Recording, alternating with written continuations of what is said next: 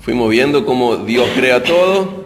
Esto tiene que ver con la humanidad, tiene que ver con revelarse Él mismo a la humanidad. Incluye promesas, incluye mandamientos, incluye advertencias. Vemos cómo a través de una persona forma una familia, esa familia una nación. Esa nación tiene que ser única y diferente, como hemos dicho varias veces, porque así es Dios, es único y es diferente. El Dios que los formó a ellos es único y diferente. El Dios que adoramos es único y diferente. Esa nación prueba una y otra vez que es imperfecta, que no puede agradar a Dios.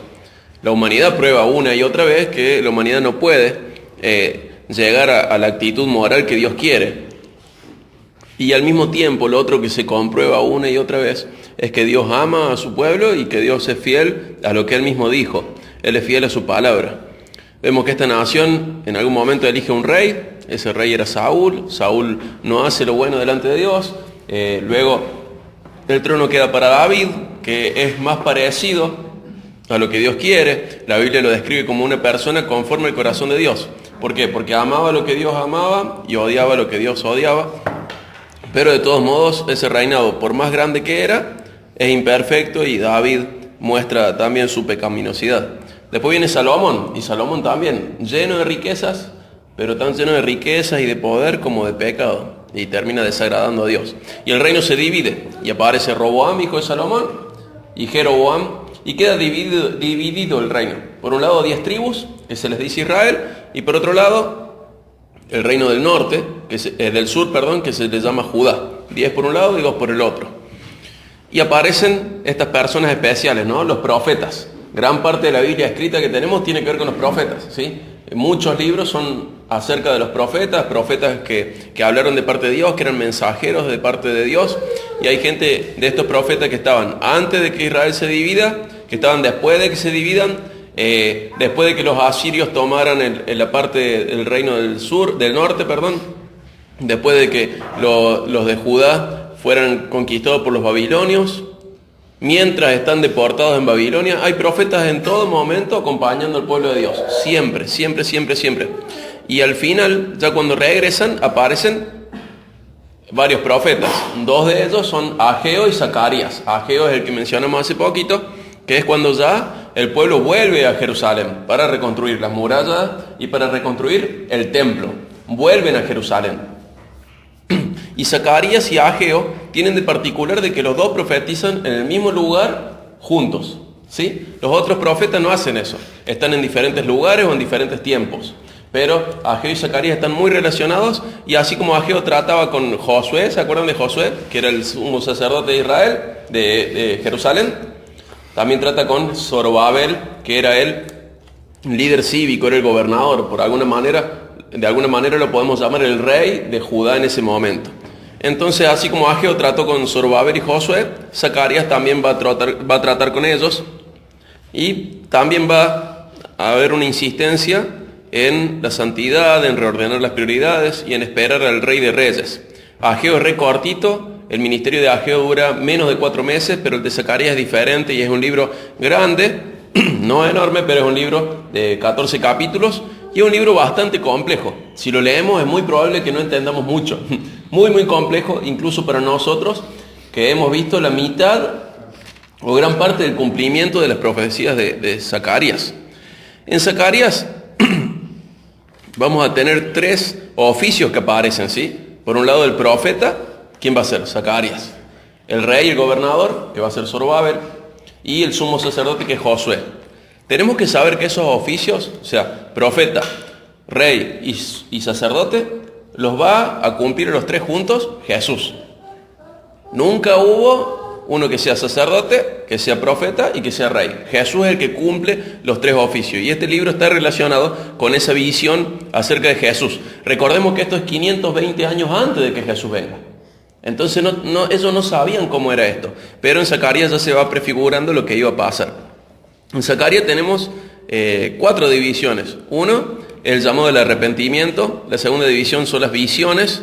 La tercera división son reprehensiones por la terquedad, por un ayuno impuro y respuesta de Dios. Y la cuarta división tiene que ver con juicio de parte de Dios y bendición de parte de Dios, que involucran la primera venida del Mesías y su rechazo, y una segunda venida del Mesías, del Salvador, que iba a tener una aceptación y un reinado perfecto. Las visiones tienen nombres muy especiales. No tienen nombre, pero involucran escenas muy especiales. Hay una de caballos y jinetes, hay otra de 4 cuernos y 4 artesanos, hay otro que es un hombre con un cordel de medir, como una plomada. Hay otro que es Josué, el sumo sacerdote, siendo acusado por Satanás. Hay otro que es un candelabro de oro, el rollo volador, la mujer en el efa, la visión de los carruajes, la coronación simbólica de Josué. Todos parecen nombres de película, ¿no? ¿Qué fuiste a ver? La visión de la mujer en el efa. Todos nombres rarísimos. Los 4 caballos, los 4 artesanos y los 4 cuernos. Son nombres muy raros. Y la verdad que las profecías son bastante difíciles para nosotros. Pero vamos a prestar atención en algunas partes nomás del libro de Zacarías. Las partes que son un poquito más fáciles de procesar para nosotros en este tipo de estudio. Vamos a ir a Zacarías 1, que está dentro de la primera división, del 1 al 6. Zacarías 1, del 1 al 6. Dice: en noviembre del 2.º año del reinado de Darío, el Señor le dio este mensaje al profeta Zacarías, hijo de Berequías, nieto de Ido. Yo, el Señor, estuve muy enojado con los antepasados de ustedes. Por lo tanto, diré al pueblo: el Señor de los ejércitos celestiales dice, regresen a mí y yo me volveré a ustedes, dice el Señor de los ejércitos celestiales. El 4. No sean como sus antepasados, que no querían escuchar ni prestar atención cuando los antiguos profetas les dijeron, el Señor de los ejércitos celestiales dice, apártense de sus malos caminos y abandonen todas sus prácticas malvadas. ¿Dónde están ahora sus antepasados? Ellos y los profetas murieron hace mucho tiempo, pero todo lo que dije por medio de mis siervos los profetas les ocurrió a sus antepasados, tal como lo dije. En consecuencia, ellos se arrepintieron y dijeron, hemos recibido lo que merecíamos del Señor de los ejércitos celestiales. Él ha hecho lo que dijo que haría. ¿Qué puntos claves vemos acá? Hay arrepentimiento, hay un llamado a volver al Señor y también está la fidelidad de Dios a su palabra. ¿Vieron cómo termina? La gente reconociendo que Dios hizo todo lo que dijo que iba a hacer. Vemos que el pueblo experimenta una rebelión histórica a Dios. Vemos que esa rebelión dice, los antepasados ustedes lo hicieron. ¿Y qué pasó con los profetas? No lo escucharon. Y vemos que una y otra vez es lo que hace el pueblo. No escuchan la voz de Dios, no escuchan el mensajero de Dios. Y a pesar de ser temporales, a pesar de ser seres transitorios, los humanos nos rebelamos con una soberbia terrible al único que es eterno, a Dios. Y a su palabra, que también va mucho más allá de nuestra existencia. Pero vemos que la palabra de Dios es eterna y que Él la cumple. Él es fiel a su palabra. Y así empieza el libro de Zacarías. Vamos a ir a Zacarías 2.13 para ver un poquito más. Está dentro de una de las profecías, de las visiones. Zacarías 2.13 dice, que toda la humanidad guarde silencio ante el Señor, porque entra en acción desde su santa morada.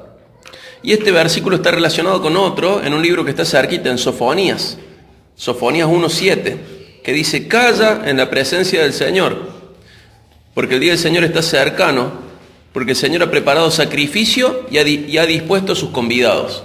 ¿Qué está diciendo? Que el Señor está preparando algo, un sacrificio y convidados. Y vemos de alguna manera una sombra del Evangelio, donde iba a haber un sacrificio y donde iba a haber invitados, involucrados. Seguimos en Zacarías y vamos al 3, Zacarías 3, 8 al 9. En algunas traducciones dice Josué, en esta dice Jesúa, pero tenemos que saber que es el nombre hebreo de Jesús, es el mismo nombre. Escúchenme, Zacarías 3, 8 al 9. Escúchenme, oh Jesúa, sumo sacerdote, y ustedes los demás sacerdotes. Ustedes son símbolos de lo que está por venir. Pronto traeré a mi siervo llamado el retoño. Miren ahora la joya que he puesto ante Jesúa, una sola piedra, con 7 facetas. Grabaré una inscripción en ella, dice el Señor de los ejércitos celestiales, y en un solo día quitaré los pecados de esta tierra. ¿Les suena esto? Dice que este Josué, este Jesús es simbólico. Este Josué era sumo sacerdote, pero dice, vos sos un símbolo. Dentro de poco voy a traer a mi siervo y le vamos a llamar el retoño. En otras traducciones dice el renuevo. Dice que va a ser uno solo y que en un solo día iba a quitar los pecados de esta tierra. ¿Se dan cuenta? 500 años antes, Dios está diciendo de nuevo, otra vez, a través de Zacarías, así como lo hizo a través de Isaías y a través de otros profetas, lo que iba a pasar. Ellos no tenían el Nuevo Testamento porque no había ocurrido. Ellos estaban esperando esto, que el Señor trajera en un momento un siervo muy especial y que en un solo día iba a quitar los pecados de la tierra. Ellos estaban esperando eso. Por un lado sabemos que en la cruz Jesús cargó con todos los pecados de la tierra, pero por otro lado sabemos que cuando se consume el reino de Jesús, en su segunda venida, cuando Él venga, todo el pecado de la tierra va a dejar de existir. Y ellos por un lado estaban esperando algo que nosotros ya vimos, pero también estaban esperando algo que nosotros hoy estamos esperando. Por un lado la parte legal del pecado fue solucionada en la cruz, pero en la práctica todavía existe el pecado y estamos esperando que se cumpla esta profecía. Vimos la parte, el cumplimiento de una parte, pero estamos esperando que se cumpla más profundamente esta profecía. Fíjense esta figura del retoño. Vamos a ver en Isaías 3 pasajes. Vamos a Isaías 11. Vamos a ver 3 pasajes que mencionan a este retoño. Isaías fue escrito 750 años antes de Jesús. Y Zacarías también 520 años antes de Jesús.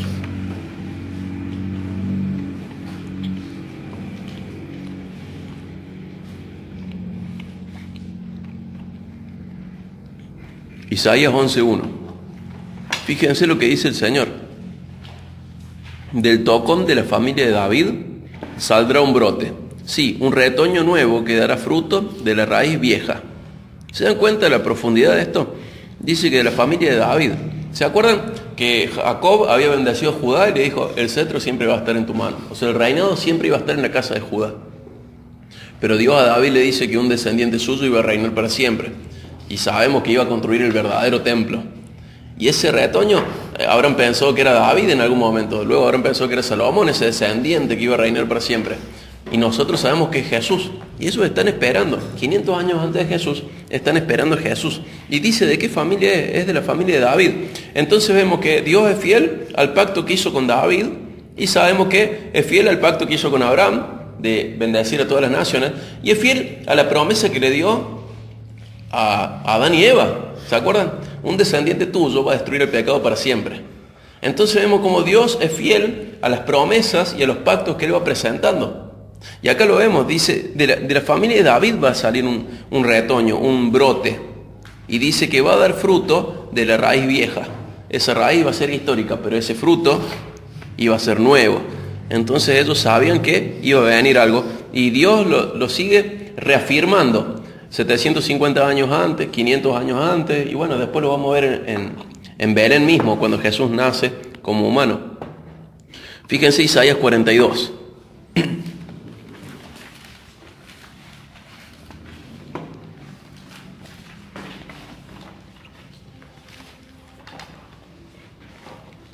Dios está hablando de un siervo especial suyo.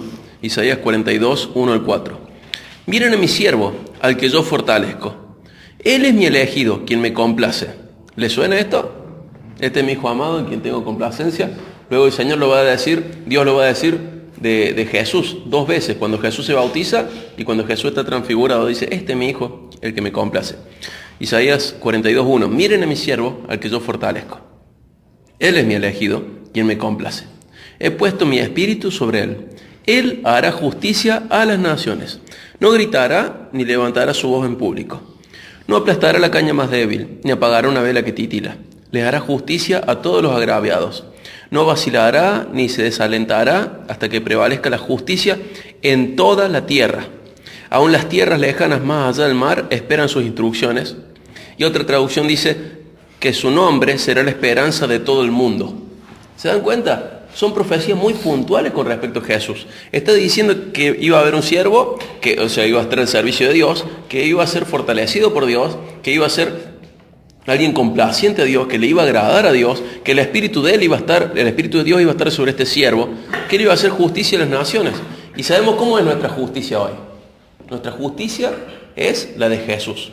¿De qué manera Él nos hace justicia a todos nosotros? ¿De qué manera nos justifica a todos nosotros? Nos declara justos porque se nos imputa la rectitud, la justicia de Jesús. En esa manera nosotros somos reconciliados con Dios. Él nos justifica. No somos justos por nuestros propios méritos, somos justos porque se nos imputa la rectitud, la justicia de Jesús a nosotros. ¿Y a dónde fue parar nuestro pecado? Lo que nos cenaba, a Jesús. ¿Sí? Dice que de Él iban a esperar todas las naciones, aún en tierras lejanas, iban a esperar sus instrucciones. Y es lo que hemos estado esperando, nuestras vidas vacías, esperando la buena noticia, nuestras vidas vacías, incluso acá, en uno de los países más al sur del mundo, en Argentina, del otro lado del mundo, muy lejos a Israel, hasta el día de hoy, hasta acá, hasta este lugar, ha llegado esta esperanza, que es la esperanza de todo el mundo, es Cristo, ¿sí? Vamos a Isaías 53, uno de los pasajes más fuertes con respecto al siervo amado de Dios, profetizando cómo iba a ser Jesús. Fíjense qué detalle tiene este pasaje. 53:1 dice: ¿quién ha creído nuestro mensaje? ¿A quién ha revelado el Señor su brazo poderoso? Y ahí dice el Señor: mi siervo creció en la presencia del Señor como un tierno brote verde. ¿Vieron el brote de nuevo en todos los pasajes que hemos leído? Como raíz en tierra seca. Tenemos que saber que entre el Antiguo Testamento y el Nuevo Testamento hay un periodo de silencio de parte de Dios. Por más que había pueblo que estaba esperando, ya no había lo que estamos viendo acá. No había profetas que dijeran, miren, no había escritos. Hay un momento de silencio de parte de Dios. Ellos quedan con Malaquías. Malaquías cierra el Antiguo Testamento, y entre el Antiguo y el Nuevo Testamento pasan un montón de cosas, pero tienen solo lo escrito. Dios hace pequeñas interrupciones a la historia, muy breves, pero suceden cosas terribles. Por ejemplo, los griegos invaden Israel, invaden Jerusalén, y en el templo que están construyendo, en la historia en la que estamos nosotros, Antíoco Epífanes, un sucesor de Alejandro el Magno, sacrifica una chancha en el altar. Entonces fíjense qué habrán sentido los judíos en este tiempo de silencio. No estaban con Zacarías o con Ageo diciéndole ya viene, ya viene. No, había silencio. Solamente estaban esperando que algo se cumpliera. Por más que hubo silencio de parte de Dios, en forma de profetas, no hay profetas en esos 400 años, por más que haya pasado eso, Dios no se calló. El Espíritu Santo dentro de su pueblo verdadero sigue esperando en la promesa. ¿Se acuerdan al principio del Evangelio, cuando un viejito alza a Jesús y dice, estoy viendo el cumplimiento de las profecías? Él ve y reconoce ese bebé y dice, este es el siervo. Y no había, no había nada que le indicara eso más que el Espíritu Santo. No había un profeta al lado de Jesús diciendo, cuando Jesús era bebé, luego Juan el Bautista sí lo hace, pero cuando Jesús era bebé, no hay nadie diciéndole a este viejito Simeón, no hay nadie diciéndole, mira, este es Jesús. No, el Espíritu Santo siempre estuvo en este pueblo fiel, en el remanente fiel. No importaba de qué familia fuera, no importaba de qué tribu fuera, no importaba de qué nación fuera. Lo único que importaba es que el Mesías fuera de esa tribu, de esa nación. Jesús, de la tribu de Judá, descendiente de David, de esa familia. Pero el resto era, como decía acá, una tierra seca. ¿Y qué iba a aparecer en esta tierra seca? Un brote verde. El profeta, el rey, el sumo sacerdote perfecto, iban a nacer luego de un tiempo de sequía espiritual, de desesperación, de decir, ¿hasta cuándo estamos esperando esta promesa? ¿Cuándo se van a cumplir las profecías? ¿Ya se olvidó Dios de nosotros? ¿Serán leyendas? Porque la historia, cuando pasa el tiempo, se puede transformar en una leyenda. ¿Serán leyendas? Y este pueblo, fíjense en Isaías 53:2, este pueblo estaba en esa tierra seca, por decirlo de alguna manera. Dice, mi siervo creció en la presencia del Señor como un tierno brote verde, como raíz en tierra seca. No había nada hermoso ni majestuoso en su aspecto, nada que nos atrajera hacia Él. Fue despreciado y rechazado. Y en esos versículos hemos visto el nacimiento de Jesús, y ahora vamos hacia las últimas horas de Jesús encarnado en la tierra. Dice, fue despreciado y rechazado, hombre de dolores, conocedor del dolor más profundo. Nosotros le dimos la espalda y desviamos la mirada. Fue despreciado y no nos importó. Sin embargo, fueron nuestras debilidades las que Él cargó, nuestros dolores los que lo agobiaron.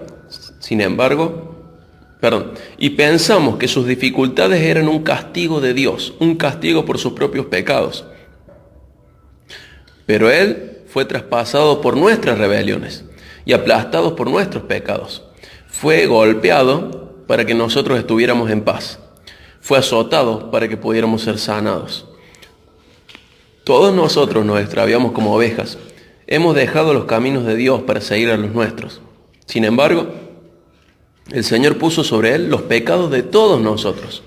Fue oprimido y tratado con crueldad. Sin embargo, no dijo ni una sola palabra. Como cordero fue llevado al matadero.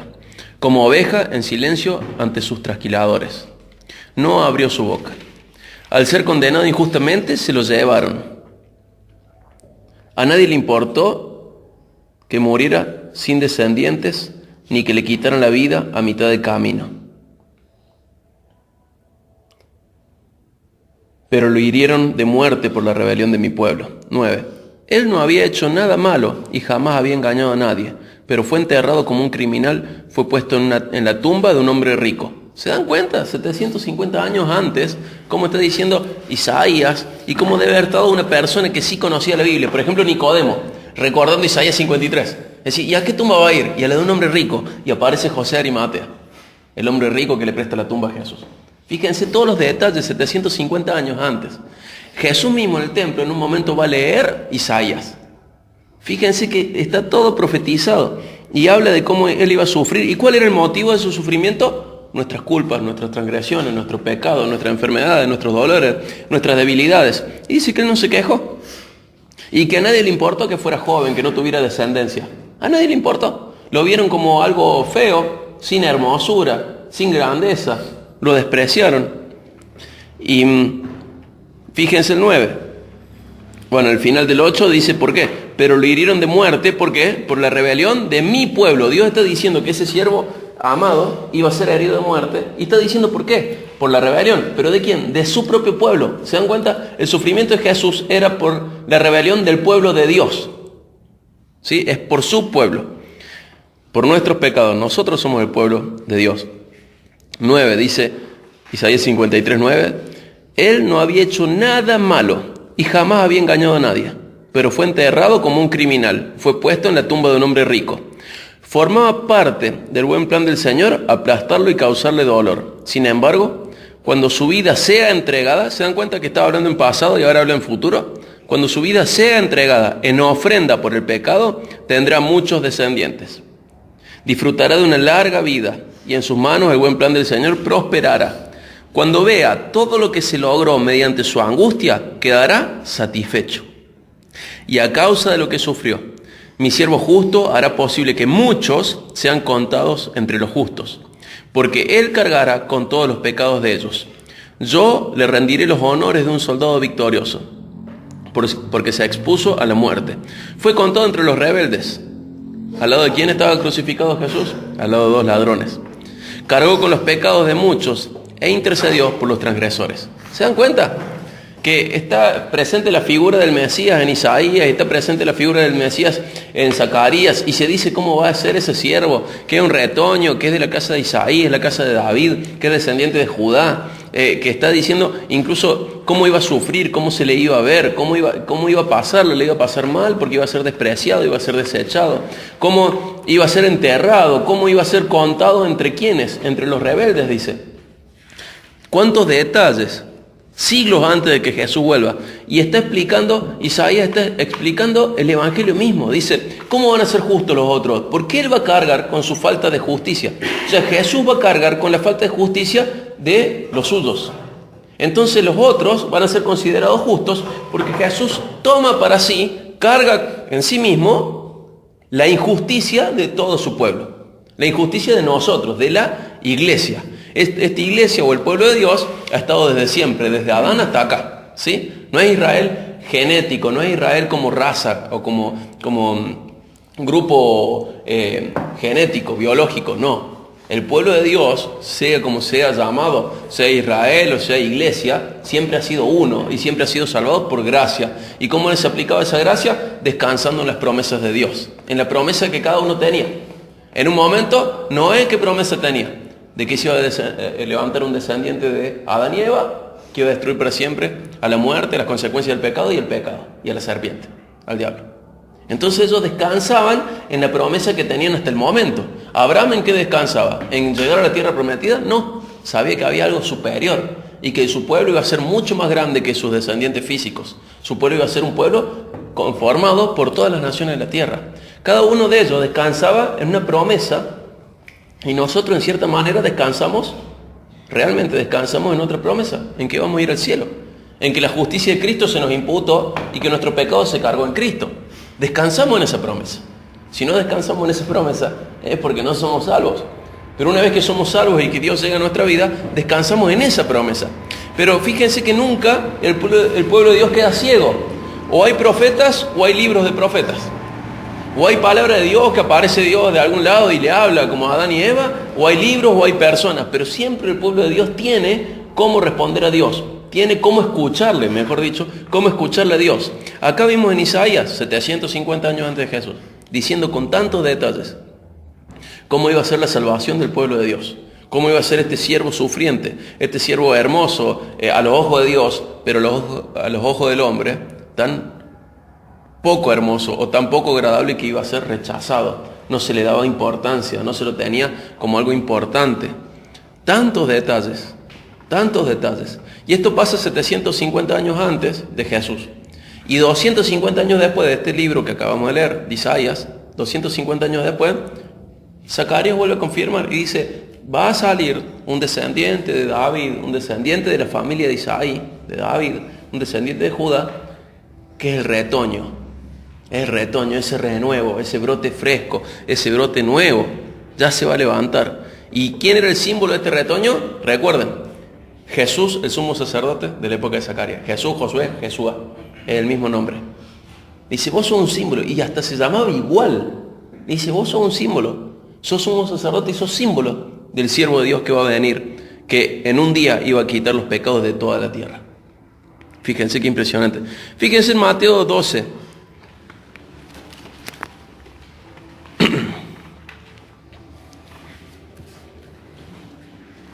Mateo 12, 18 al 20.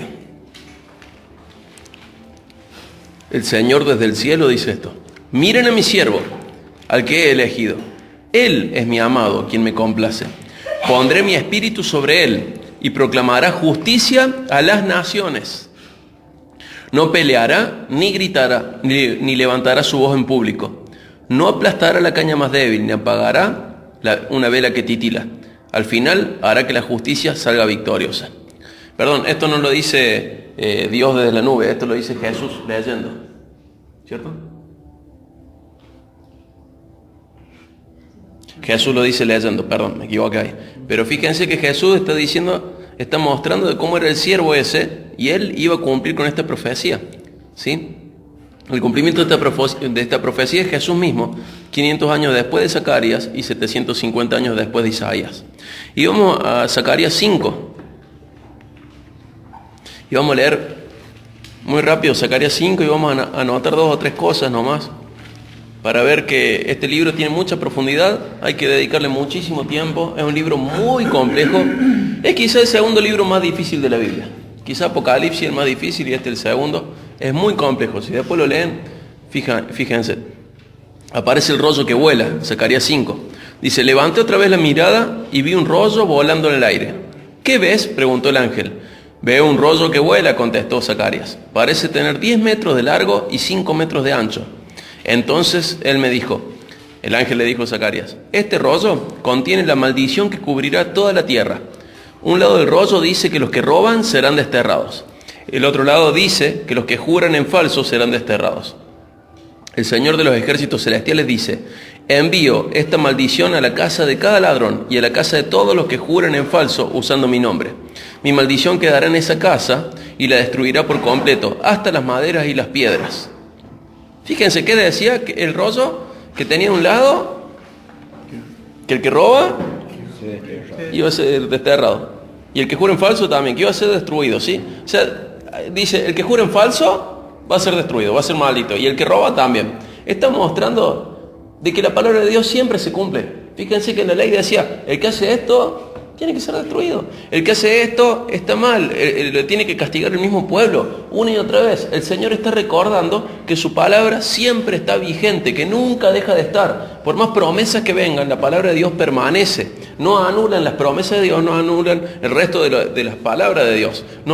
Una promesa no anula un mandamiento. Y dice, no, y está diciendo dos cosas que podemos decir livianas. Porque no está diciendo el que asesina o el que viola, está diciendo el que roba y el que jura en falso. ¿Sí? Fíjense qué importante. Y después viene la visión de la mujer en una canasta. Entonces, el ángel que hablaba conmigo se adelantó y dijo, mira hacia arriba y fíjate en lo que viene. ¿Qué es?, pregunté. Es una canasta para medir grano, respondió, y está llena con los pecados de los habitantes de todo el país. Entonces fue levantada la pesada tapa de plomo de la canasta y adentro había una mujer sentada. Y el ángel dijo, la mujer se llama perversidad. Y la empujó adentro de la canasta otra vez y cerró la pesada tapa. Entonces miré hacia arriba y vi a dos mujeres que volaban hacia nosotros, planeando con el viento. Tenían alas como de cigüeña y recogieron la canasta y levantaron el vuelo. ¿A dónde lleva la canasta?, le pregunté al ángel. A la tierra de Babilonia, me respondió, donde construirán un templo para la canasta. Luego, cuando el templo esté listo, colocarán la canasta allí sobre un pedestal. ¿Qué visión, ¿eh? Pero fíjense lo importante. ¿Qué era la mujer esta? Perversidad. ¿Y a dónde se lleva en la visión? ¿Dónde es llevada la perversidad? A Babilonia. ¿Y Babilonia no había sido una herramienta de Dios? Sí, había sido una herramienta de Dios. ¿Y qué podemos aprender de esto para nosotros? ¿Qué podemos aplicar en nuestras vidas? Que por más que Dios use algo, no significa que Dios lo apruebe. Uno puede ser útil para Dios, pero no tiene nada que ver con ser aprobado por Dios. Babilonia fue una herramienta por Dios, fue una herramienta elegida por Dios. Incluso Nabucodonosor en algún momento dice, estos son siervos del Dios Altísimo. Y hace algo muy lindo en Daniel 3, podemos leerlo. Declara cosas muy lindas Nabucodonosor de Dios. Incluso comienza a respetarle. Y él sabe que todos los reinos de la tierra son de Dios. Y Nabucodonosor sabe que es un instrumento de Dios, pero haber sido usado por Dios no le da impunidad. A veces nosotros nos confundimos y creemos que porque Dios nos usa, tenemos impunidad. No hay impunidad debida al servicio. No hay impunidad. El que hace lo malo va a recibir lo malo. ¿Se acuerdan? Colosenses 3:25 dice que Dios no hace excepción de personas. El que hace lo malo, recibe lo malo. El que hace lo bueno, recibe lo bueno. Dice, en esta traducción dice, pero si hacen lo que está mal, recibirán el pago por el mal que han hecho. Porque Dios no tiene favoritos. Pero Señor, yo te serví, yo fui un instrumento tuyo. Señor, hiciste lo malo. No tengo favoritos, por más servicio, por más utilidad que me hayas prestado.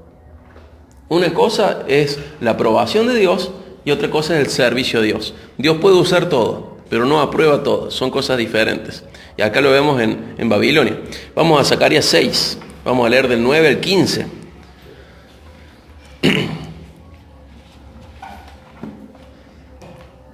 Entonces, recibí otro mensaje del Señor. Heldai, Tobías y Jedaías traerán obsequios de plata y oro de los judíos desterrados en Babilonia. En cuanto lleguen, encuéntrate con ellos en la casa de Josías, hijo de Sofonías. Acepta sus obsequios y con la plata y el oro haz una corona. Entonces coloca la corona en la cabeza de Jesúa, hijo de Jehozadak, el sumo sacerdote. Versículo 12. Dile, el Señor de los ejércitos celestiales declara, este es el hombre llamado el retoño. Él echará ramas desde donde está y construirá el templo del Señor. Así es, él construirá el templo del Señor. Entonces recibirá el honor real y desde su trono gobernará como rey. También desde su trono servirá como sacerdote. Y habrá armonía perfecta entre sus dos oficios. ¿Cuáles eran esos dos oficios? Rey y sacerdote. 14. La corona servirá de recordatorio en el templo del Señor en reconocimiento a quienes la obsequiaron. Heldai, Tobías, Jedaías y Josías, hijo de Sofonías. Vendrá gente desde tierras lejanas a reedificar el templo del Señor. Cuando esto ocurra, ustedes sabrán que mis mensajes vinieron del Señor de los ejércitos celestiales. Todo esto sucederá si ustedes se aseguran de obedecer lo que dice el Señor su Dios. Por un lado vemos a Josué, Jesús, Jesús. Y viene gente y entrega oro y plata. Y le dice a Zacarías, hace una corona y ponéselo a Jesús. Pero ¿qué habíamos leído antes? Que Jesús iba a ser un símbolo, ¿sí? Le dice, ponéselo a Jesús.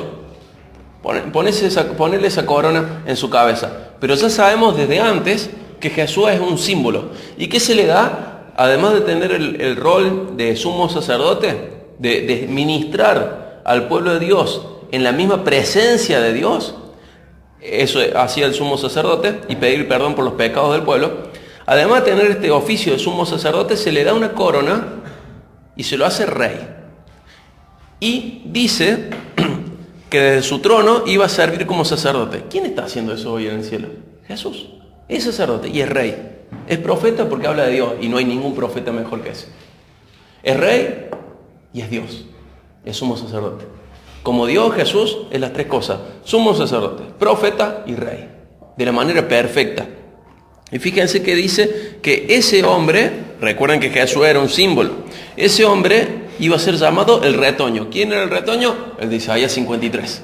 Imagínense Zacarías en este momento, sin tener la facilidad que tenemos nosotros para agarrar un libro, buscando los rollos, desarmando rollos y pergaminos, viendo dónde está el retoño. No tenía concordancia, no podía buscar en Google una palabra suelta, tenía que estar en su corazón todo esto para saber dónde buscar.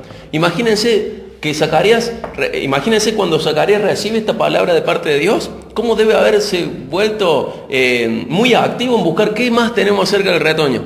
Si nosotros vamos sumando, a lo mejor podemos llegar a la conclusión que deben haber llegado varios en la época de Jesús. No, mira, es de la familia de Isaí. Ah, nació en Belén. Ah, mira, es descendiente de Judá. Ah, mira, está contado entre los malhechores, entre los rebeldes. Mira, su tumba es de un hombre rico. Entonces mucha gente, no muchos, pero varias personas deben haber dicho, este es el retoño. Y deben haber visto en Jesús a ese retoño profetizado. Y simbólico también, ¿no? Simbólico acá en Jesús. Haber visto Jesús en el libro de Zacarías y decir, mira, Jesús de Nazaret se parece a Jesús en esto. Jesús de Nazaret se parece al siervo de Dios, dice Isaías 53. Jesús de Nazaret debe ser el retoño de Dios. Y dice otra cosa más, en el 15, vendrá gente desde tierras lejanas a reedificar el templo del Señor. Y es el evangelio para nosotros, para los gentiles. Nosotros estamos edificando el gran templo del Señor, el más glorioso hasta ahora. Viene un templo muy superior a este, más glorioso. Pero el templo de Dios más glorioso hasta ahora es la iglesia. Nosotros somos el templo de Dios. Y dice que no lo iban a construir solo los israelitas, sino gente de todas las naciones. Fíjense todo esto. Vemos una prefiguración del Mesías muy fuerte. Vemos la unión de dos oficios, sacerdote coronado y sacerdocio. Un sacerdote coronado que une el sacerdocio y el reinado. Jesús cumple con esos dos oficios y además con el profeta. Y también habla de la llegada de los gentiles, gente que no éramos de Israel y que vamos a reedificar el gran templo de Dios. Fíjense qué impresionante todo esto. Ahora vamos a Zacarías 7.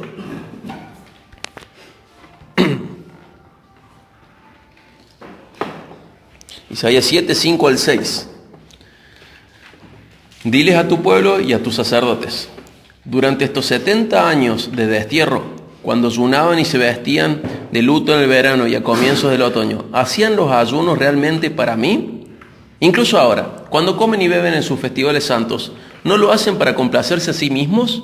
Fíjense que Zacarías está denunciando de parte de Dios que el pueblo de Dios hacía actividades religiosas, pero con buscando su propio fin. O sea, lo hacía con motivaciones incorrectas. Hacían actividades religiosas. Ellos participaban de la fiesta y de los ayunos, pero lo hacían para Dios, lo hacían para ellos mismos. Y tenemos que tener mucho cuidado porque nos puede pasar lo mismo a nosotros. Leemos la Biblia, oramos, venimos a la iglesia, pero todo es para nosotros mismos. Ni pensamos en cómo podemos servir a Dios de esa manera, leyendo, orando y yendo a la iglesia. Ni pensamos que lo que más tendremos que hacer es ser agradecidos con Dios o arrepentirnos por nuestros pecados. Estamos viendo cómo Dios puede favorecer mi vida y lo tratamos como una especie de amuleto. Tenemos un problema muy grande, bueno, vamos a ayunar, a ver si Dios nos escucha. Y dice, no, este ayuno que es para ustedes mismos no sirve, no es algo que el Señor quiere. El Señor no quiere que sean egoístas, el Señor no quiere que sean el centro de sus vidas. El Señor quiere otra cosa. Y voy a leer muy rápido Santiago 4, 1 al 5. Dice, ¿qué es lo que causa las disputas ¿Y las peleas entre ustedes? ¿Acaso no surgen de los malos deseos que combaten en su interior? Desean lo que no tienen. Entonces traman y hasta matan para conseguirlo. Envidian lo que otros tienen, pero no pueden obtenerlo. Por eso luchan y le hacen la guerra para quitárselo. Sin embargo, no tienen lo que desean porque no se lo piden a Dios. Y aun cuando se lo piden, tampoco lo reciben porque lo piden con malas intenciones. Desean solamente lo que les dará placer. Adúlteros, ¿no se dan cuenta de que la amistad con el mundo los convierte en enemigos de Dios? Lo repito, si alguien quiere ser amigo del mundo, se hace enemigo de Dios. ¿Acaso piensan que las Escrituras no significan nada? Ellas dicen que Dios desea fervientemente que el Espíritu que puso dentro de nosotros le sea fiel. O sea que nuestra mayor preocupación, nuestro mayor motivo de oración y de servicio, nuestro mayor motivo para leer la Biblia, ¿cuál es? Que nosotros le seamos fieles a Dios. No es que Dios nos bendiga de otras maneras. Dice, ustedes ayunaban, le decía Zacarías, Isaías también le dice lo mismo. Ustedes ayunaban, participaban de la fiesta del pueblo de Dios, pero con motivos egoístas. Eso está mal. El mayor motivo que tenemos para orar, para leer la Biblia, para venir a congregarnos, el mayor motivo que tenemos para servir incluso, tiene que ser fieles a Dios. Como dice 1 Corintios 10:31, aunque sea algo tan chiquito como comer y beber, todo lo tenemos que hacer para gloria de Dios. ¿Oramos para gloria de Dios si estamos pidiendo cosas egoístas? No. ¿Oramos para gloria de Dios si estamos siempre buscando lo que nos da placer en nuestra carne, lo mismo que hace el mundo? No. ¿Cuál es la diferencia? Yo le pido lo mismo, siendo cristiano, hijo de Dios, ¿le debo pedir las mismas cosas que le pide una persona a la Virgen de Alta Gracia? No, nuestra principal cosa a hacer es buscar la gloria de Dios. Lo que más le tenemos que pedir, lo que tenemos que buscar a la hora de congregarnos, lo que tenemos que buscar a la hora de ayunar, lo que tenemos que buscar a la hora de leer la Biblia, es que seamos fieles a Dios. Y no está en nuestras oraciones eso.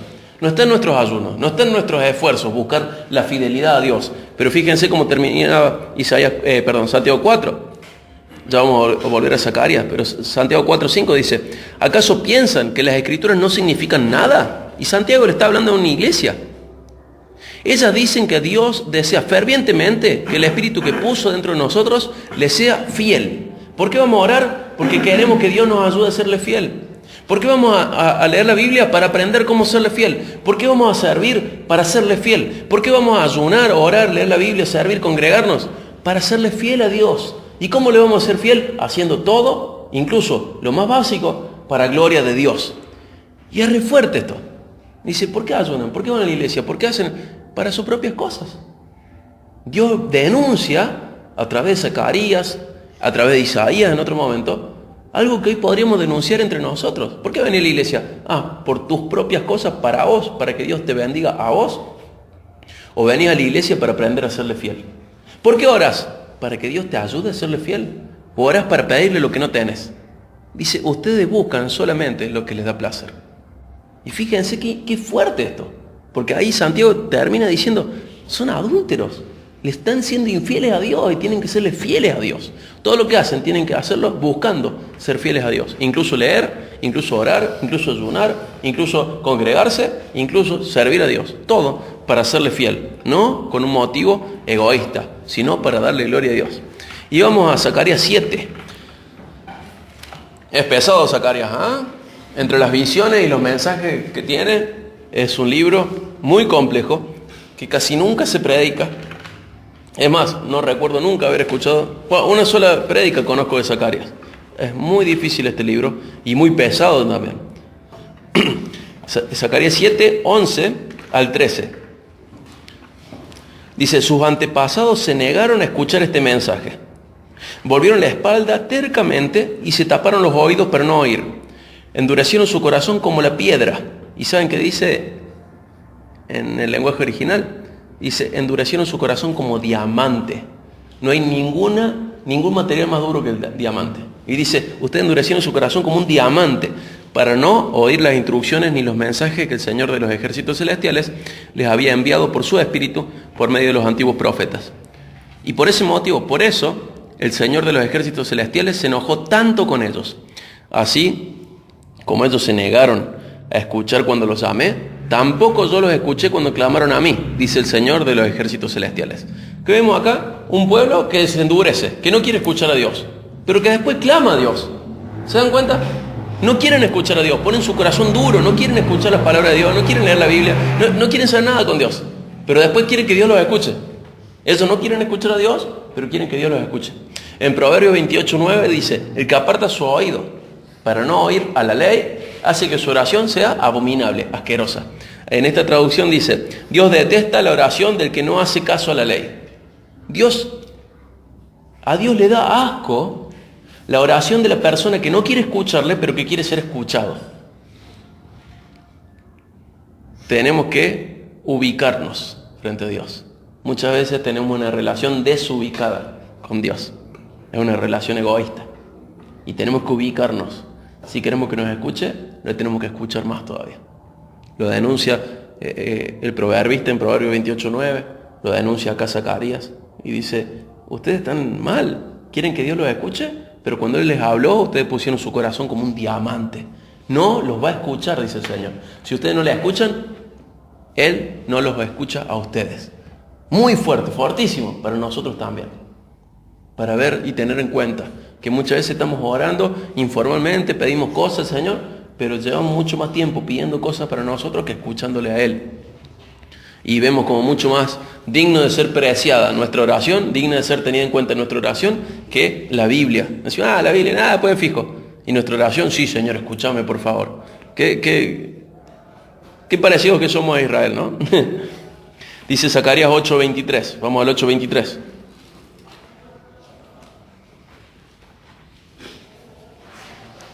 El Señor de los ejércitos celestiales dice, en aquellos días 10 hombres de naciones e idiomas diferentes agarrarán por la manga a un judío y le dirán, por favor, permítenos acompañarte, porque hemos oído que Dios está contigo. Eso para mí es lo más lindo que le puede pasar a alguien del pueblo de Dios. Que alguien te agarre y te diga, déjame ir con vos, sé que Dios está con vos.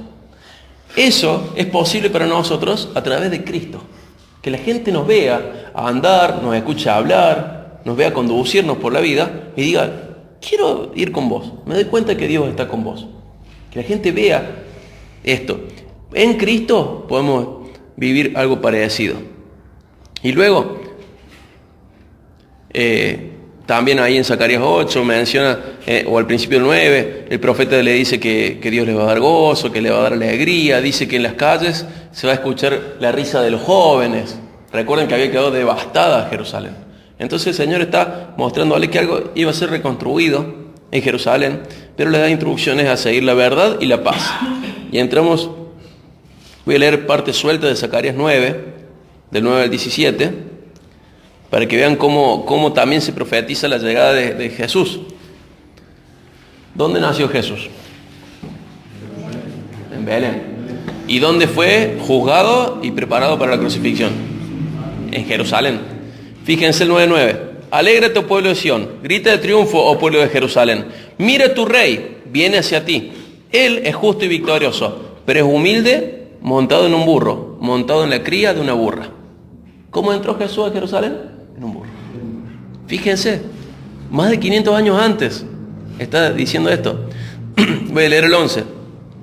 Debido al pacto que hice contigo, sellado con sangre, yo liberaré a tus prisioneros de morir en un calabozo sin agua. ¿Les suena esto lo que Jeremías le decía? ¿Ustedes han cavado cisternas sin agua? Dice, yo los voy a librar. ¿Debido a qué? A un pacto hecho con sangre. Fíjense cómo se va viendo todo. El 14 dice, el Señor aparecerá sobre su pueblo. El 15 dice, protegerá a su pueblo. El 16 dice, rescatará a su pueblo. Vemos que el Señor iba a aparecer en su pueblo, a su pueblo, sobre su pueblo, a proteger a su pueblo y a rescatar a su pueblo. ¿Sí? Y es lo que hace Dios a través de Jesús con nosotros. Y lo hace siempre con su pueblo. El 17, qué espléndidos y hermosos serán. Los jóvenes florecerán con la abundancia de grano y los jóvenes con el vino nuevo. Dice, va a ser algo diferente, va a ser hecho nuevo. Va a ser todo tan diferente. Y es lo que estamos viviendo en Cristo y lo que vamos a vivir más todavía, más profundamente más adelante. Y ahí entramos al 11. No, les cuento un poquito del 11. Zacarías es llamado para pastorear a Israel.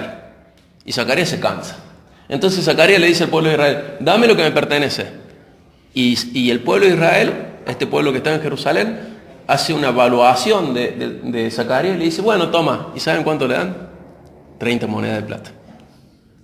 Fíjense cómo. Símbolo, teníamos un sacerdote y teníamos un rey. Y ahora de símbolo tenemos un profeta. Fíjense cómo está todo tan unido. Y no termina ahí, sino que él luego va con esas monedas de plata y las tira en el templo para el alfarero. Y pasa lo mismo con Jesús. Judas recibe esa plata, luego va y la tira y con esa plata se compra el campo del alfarero. Fíjense que loco. Imagínense a alguien como Nicodemo viendo todo esto. No tenía cómo buscar, pero me lo imagino con los rostros buscando, a ver Zacarías qué dice, a ver Isaías qué dice, a ver Oseas qué dice, a ver Jeremías qué dice, y tratando de meter todo en su mente y en su corazón, y desesperado, más que desesperado, eufórico, por ver que en Jesús se cumplían todas las profecías, incluso las que él no esperaba. Ah, mira, 30 monedas de plata, y se lanzan al alfarero en el templo del Señor, y en el otro se tiran en el templo del Señor para comprar el terreno del alfarero. Qué loco todo esto, qué loco. Y bueno, en Mateo 27, 9 al 10 se menciona esta profecía, cuando pasa esto de las monedas, lo leo muy rápido, Mateo 27, 9 al 10. Así se cumplió la profecía de Jeremías, que dice, tomaron las 30 piezas de plata, el precio que el pueblo de Israel le puso a él, y compraron el campo del alfarero, como indicó el Señor. Jeremías lo dijo, Zacarías lo dijo, Jesús lo hizo. Jesús lo vivió. Fíjense, cientos de años antes. Zacarías 12. Llegamos al 12. Qué libro tan lleno de cosas que nos llevaría mucho tiempo a entenderlo bien capítulo por capítulo, Zacarías. Pero con este pantallazo podemos tener una idea general. Zacarías 12. Este mensaje vino el Señor con respecto al destino de Israel. El siguiente mensaje del Señor, quien extendió los cielos, puso los cimientos de la tierra y formó el espíritu humano. Haré que Jerusalén sea como una bebida embriagante por causa de las naciones vecinas, que causa que las naciones vecinas se tambaleen cuando envíen a sus ejércitos para sitiar a Jerusalén y a Judá. En aquel día yo convertiré a Jerusalén en una roca inamovible. Todas las naciones se reunirán en contra de ella para tratar de moverla, pero solo se herirán a sí mismas. En aquel día, dice el Señor, haré que todos los caballos se espanten y que todos los jinetes pierdan el valor. Vigilaré a la gente de Judá, pero cegaré los caballos de sus enemigos. Los clanes de Judá se irán a sí mismos. El pueblo de Jerusalén ha encontrado fuerzas en su Dios, el Señor de los ejércitos celestiales. Versículo 6. En aquel día yo haré que los clanes de Judá sean como una llama que le prende fuego a un montón de leña o como una antorcha encendida entre los manojos de grano. Destruirán con fuego a las naciones vecinas a la derecha y a la izquierda, mientras la gente que vive en Jerusalén permanecerá segura. Versículo 7. Y estos van a ser los más llamativos para nosotros, del 7 en adelante. En esta ocasión van a ser los más llamativos para nosotros. El Señor dará primero la victoria al resto de Judá, antes que a Jerusalén, para que el pueblo de Jerusalén y el linaje real de David no tengan mayor honor que el resto de Judá. En aquel día el Señor defenderá al pueblo de Jerusalén. El más débil entre ellos será tan poderoso como el rey David, y los descendientes reales serán como Dios mismo, como el ángel del Señor que va delante de ellos. ¿Quién es un descendiente de David? Poderoso, que va a ser como Dios. Jesús cumple todo esto. Versículo 9. Pues en aquel día comenzaré a destruir a todas las naciones que ataquen a Jerusalén. 10. Entonces derramaré un espíritu de gracia y oración sobre la familia de David y sobre los habitantes de Jerusalén. Me mirarán a mí, a quien atravesaron, y harán duelo por él como por un hijo único. Se lamentarán amargamente como quien llora la muerte de un primer hijo varón. El dolor y el luto en Jerusalén serán tan grandes como el duelo por Hadad de Rimón en el valle de Megiddo. ¿Les suena esto? Dice, voy a derramar, dice, entonces derramaré un espíritu de gracia y oración sobre la familia de David y sobre los habitantes de Jerusalén. Me mirarán a mí, a quien atravesaron, y harán duelo por él como un hijo único, como por un hijo único. Se lamentarán amargamente como quien llora la muerte de un primer hijo varón. El dolor y el luto en Jerusalén serán tan grandes como el duelo por Hadad de Rimón en el valle de Megiddo. Ni hablar, ¿no? Fíjense el 13:1. En aquel día brotará un manantial para la dinastía de David y para el pueblo de Jerusalén, una fuente que los limpiará de todos sus pecados e impurezas. Cristo, Cristo, Cristo, una y otra vez. Les voy a leer el Salmo 51.2 y el 51.7. 51.2. Lávame de la culpa hasta que quede limpio y purifícame de mis pecados. David le pedía al Señor que lo lave. En Zacarías dice que se iba a levantar una fuente que los iba a lavar. Y Cristo como que se ofrece en Juan 4.13 como una fuente de agua que purifica. El 51.7 del Salmo 51.7 dice, purifícame de mis pecados y quedaré limpio. Lávame y quedaré más blanco que la nieve. Y Juan 4, 13 al 14 habla del agua como una fuente. Sabemos por otros pasajes de que es una fuente que nos limpia, pero también es una fuente que nos satisface. Israel había buscado, como le decía Jeremías, agua en cisternas rotas. Había estado buscando agua en algo que nunca le daba satisfacción.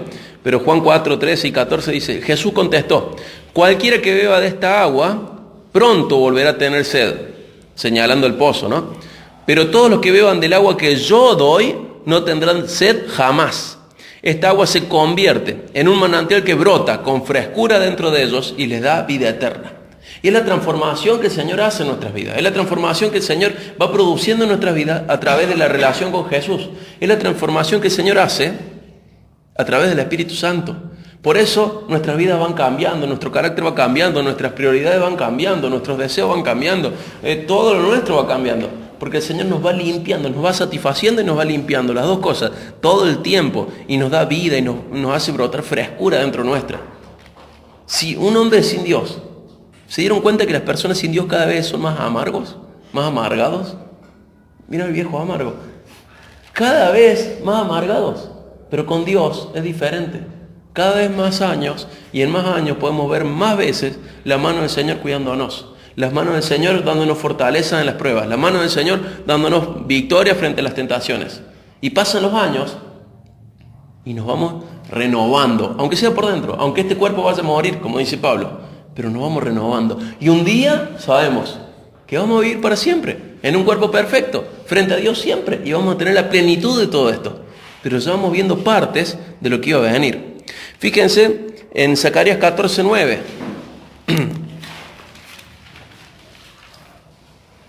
Zacarías 14:9 dice, el Señor será rey sobre toda la tierra. En aquel día habrá un solo Señor y únicamente su nombre será adorado. Y sabemos que eso va a pasar. Sabemos que eso pasa en Cristo. Sabemos que eso va creciendo, ¿sí? En un momento solo Israel tenía una noción, en un momento solo Adán tenía una noción de Dios. Luego solo Abraham y algunos otros por ahí sueltos. En un momento solo Israel y algunos otros por ahí sueltos. Pero ahora todas las naciones, ya quedan tan poquitas naciones para que toda la tierra conozca a Cristo. Más allá de que le rechacen o le acepten. Más allá de que el Señor lo salve o no lo salve. El tema es que toda la tierra se va llenando de este nombre que salva. Y trabajamos en eso y nos esforzamos por eso, nos ocupamos en eso. Se va llenando de este nombre que va a ser adorado. Y en algún momento, esto que va creciendo, creciendo, creciendo, en algún momento se hace completo. Y dice la Biblia que toda rodilla se va a arrodillar, toda rodilla se va a doblar, toda persona se va a arrodillar frente al único que trae salvación, frente a este Rey de Reyes, Cristo.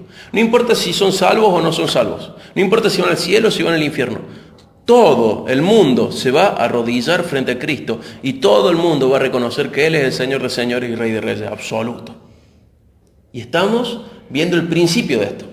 Estamos viendo una partecita de esta que siempre está creciendo. Nunca se han matado tantos cristianos por martirio como en estos últimos siglos, en este último siglo. Sin embargo, nunca ha habido tantos cristianos como en este último siglo. El pueblo de Dios crece y crece y crece y cada día más personas le reconocen como Señor, le reconocen como Salvador. Cada día más rodillas voluntariamente se quiebran para mirarlo a Cristo y reconocerlo como Rey de Reyes. Y eso sigue creciendo. Y en un momento toda tribu, toda lengua, toda nación, todos los humanos de toda la historia del mundo se van a arrodillar frente a Cristo y le van a reconocer como Rey de Reyes. Más allá de que sean salvos o no, más allá de que vayan al cielo o al infierno. Esta profecía se va a cumplir. Y como en la antigüedad, nosotros, el pueblo de Dios, tenemos que confiar en Él y en la fidelidad de su palabra. Así como ellos confiaban en las profecías, confiaban en su palabra, confiaban en las promesas, Tenían en cuenta las advertencias. Nosotros tenemos que hacer lo mismo como pueblo de Dios. Mirar su palabra y saber que Él es fiel a su palabra. Y acompáñenme para cerrar a Isaías 40. Ahí cerramos con Isaías 40.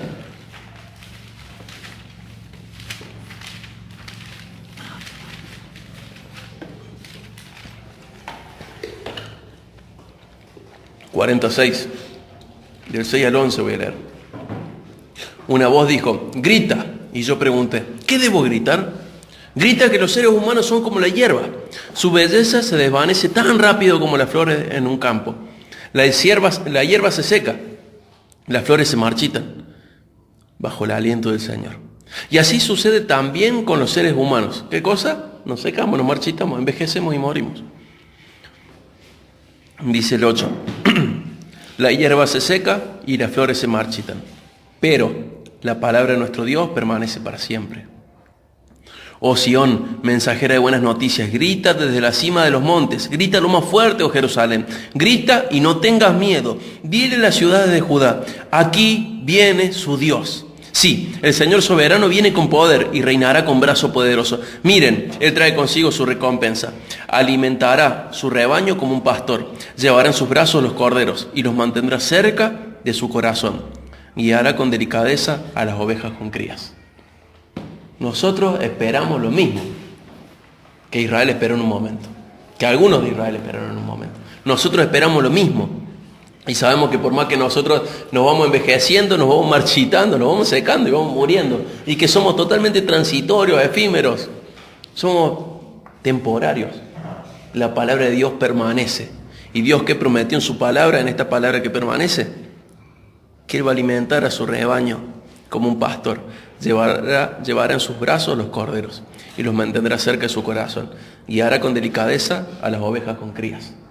Y así como el pueblo de Dios esperó en la antigüedad en la palabra de Dios, nosotros también, los que somos pueblo de Dios, esperamos en la palabra de Dios. El Señor nos bendice teniendo semejante bendición. La Biblia es hermosa. Es hermosa. Lleva tiempo, lleva un montón de tiempo. Pero qué hermoso es ver la fidelidad de Dios a su pueblo, una y otra vez, siglo tras siglo, milenio tras milenio. Vidas y vidas y vidas y vidas y vidas y vidas. Y sigue siendo fiel a su palabra. Su palabra nunca deja de ser. Esto es hermoso. Es hermoso. ¿Sí? Dios les bendiga.